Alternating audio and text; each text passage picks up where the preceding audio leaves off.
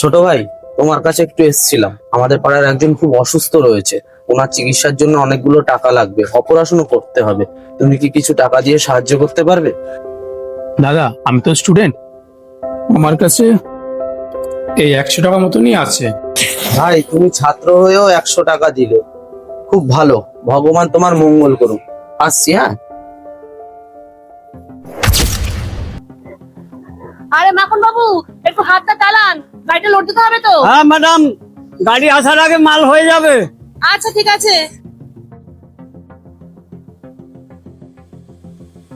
Madam, হ্যাঁ বলো।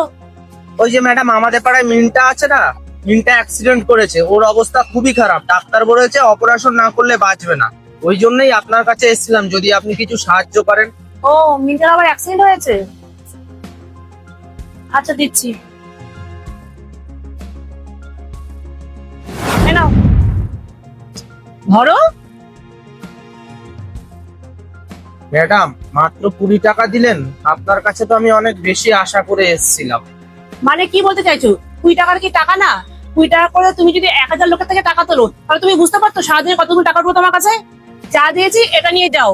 তুমি জানো 20 টাকা কামাই করতে মাথার ঘাম পায়ে ফেলতে হয়, আর তোমার মতন এরকম 20 টাকা আমাকে সারাদিনে অনেক জায়গায় দিতে হয়। যাও এখান থেকে।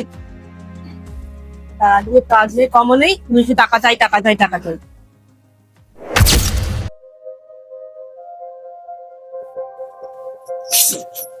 ওটা জয়দা না?